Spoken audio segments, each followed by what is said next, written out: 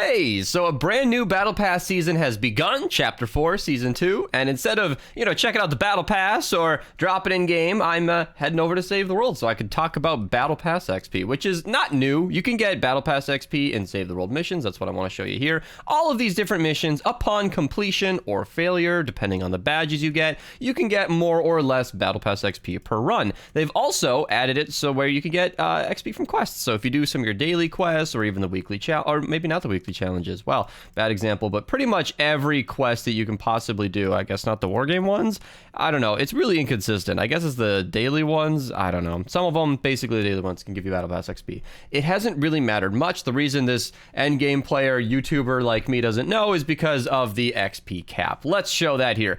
This says made by Beast. This is accurate. This is my calculator and spreadsheet, but huge thanks to Archer. He parses through all the different data, every single update, and he started compiling all the Battle Pass XP changes. And last season I was like, hey, could you just, I don't know, put that in the spreadsheet if you're going to do it anyway? And then today it had happened where I woke up and he had basically done my work for me. So thank you, Archer. He made this video way easier for me, saved me a ton of time. What you're seeing here is the most XP you can get from the regular mission alerts. This combines a few things, like crypts, for example. You can complete floor 1 of the crypts, then 2, 3, I believe all of those have their own little XP bonuses. And then if you complete level 4, this is how much you get. And I actually believe these XP bonuses are not the floor completions or something else. This is the problem with not doing the data myself.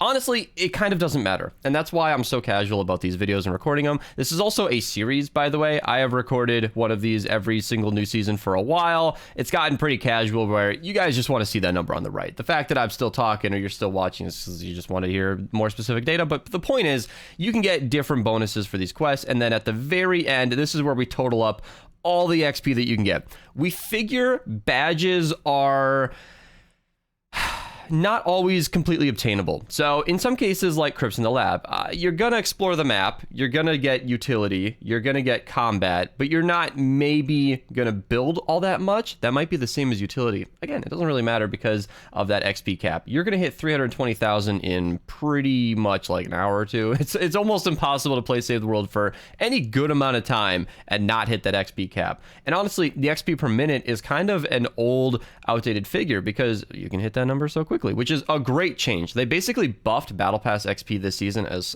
stated by Archer. I don't know the exact multiplier from last season. I guess I could have found out, but you get so much XP from Save the World that, like Fact Giver, she joins my game every day for the daily videos. She hit over 1,000, and I'm pretty sure part of that was from Save the World, just capping it out every day. So it's a really, really cool system. And yeah, I'm actually using my old video as like a spreadsheet or as like a talking point list. So let's go over, how the data was added up. As you can see, I kind of explained that. And I should also give the disclaimer that I like to give every video, that this information can't be real world accurate.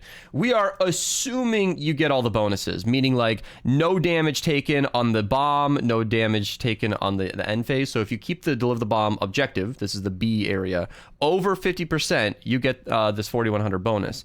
If you go under 50%, you'll lose it, but you'll still beat the mission. So I'm assuming best case scenario, badges, we're assuming you get all of the badges, which is not the easiest thing. Like, you do have to go out of your way, explore the map, and do all of that. We are assuming that you're going to speedrun these missions, beating them as fast as possible, and the time to complete also varies wildly. I've explained this in every video, but I mean, hey, this is what I'm saying here. We're just trying to explain this thoroughly. The time to complete is an approximation. Can you go through the crypts in 5 minutes? Yeah. Can you do it in 3 minutes? If you're practiced, you sure can. And then there are missions like the Cat 4. People have argued with me. 9 minutes for Cat 4? What are you, crazy? Power level does not matter. That's an important point that I love to make.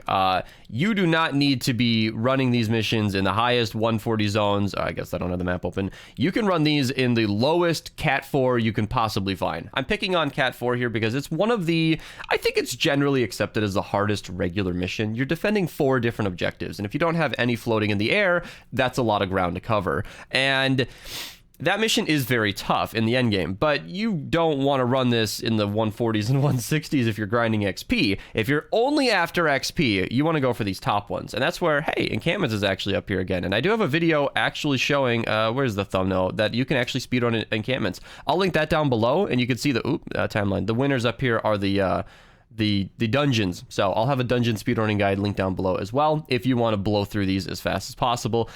Definitely recommended. Dungeon speedrunning is fun in general, and I'm well aware that dungeons are not out right now. I think the battle pass should go through to June, so we should have dungeons available for the entire, April 5th to June 12th here. So I'm going to link this timeline down below. I link it in every video. It's hugely, hugely useful. And then all of these blue and down here, I had to color it different. Green links are all different videos if you guys want to find out more on any of these specific topics. If anything here is black and doesn't have a link, as that's usually a bad sign for that hero or weapon, but there it is. There's information if you want it. But yeah, this is all an approximation. You can actually I'll link the spreadsheet down below. You can do, what is it, file, there you go, make a copy. It's been a while since I've interacted with the spreadsheet. You can make a copy for yourself and then just edit this with your speed, and you can approximate how long it might take you to max out your XP. It seems like if you are running, let's see, if we do 320,000, I'm just actually personally curious because I'm a nerd. I mean, look, I made a spreadsheet, so, can you blame me? 7,960. If you can do crypts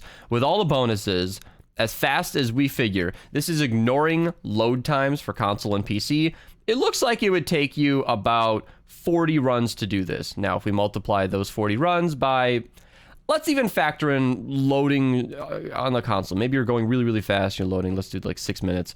It would take you about 241 minutes, which is just over 4 hours of speedrunning dungeons. That's kind of a lot. It's kind of a lot. But again, you're also getting quest XP from this. And typically when I run all 10 of my 160s, I can just show that here. If I go all the way over here, this is from last season, but typically when I run all 10 of these missions, whatever the mission type is, I never pay attention. I almost always hit my XP cap for Battle Royale. So that's why I say that, like, this is the best missions to run for XP, but it almost doesn't even matter. You're not going to be grinding missions specifically for XP usually, unless you really care about BR and just BR. If you are one of those people running endurance right before shop and then timing it right when the shop rolls over is a great way to get pretty much your entire cap. It goes over, in fact. 328,800 is more than 320,000 as far as I can figure. So yeah, that's interesting. And I guess I've completely missed the fact that quests do not count to the cap. So you can always get more quest XP. The reason we're not talking about quest XP that much is because there are not that many quests in game that can, or I don't think any, that can be repeated for XP. Like, these dailies will go away once they're done. The endurance ones are daily, so they'll go away once they're done. So yeah, it's kind of hard to grind quests, which is it's a bittersweet. It's nice that they added the quest XP because that's a nice bonus to have, but yeah, it doesn't really make a difference. So thank you so much. If you made it to this point and just like to hear me talk, then thanks for hanging out. Appreciate you. I'll see you next season with an updated version of the spreadsheet. Huge thank you again to Archer. I should just link his YouTube down below, but he doesn't really post on you. I don't know how to credit him. Either way, I use his code in the shop. You know what? You guys should too. If you made it to the end of this video, you should consider it. Well, you can't do it and save the world. Well, nobody's in my lobby. Menus are actually kind of quick right now. I dig it. There we go. I can pull them up at the end there. So yeah, huge thank you to him. I support him for a reason. I'll see you guys later. Subscribe, Twitch link down below, and yeah, enjoy the new season.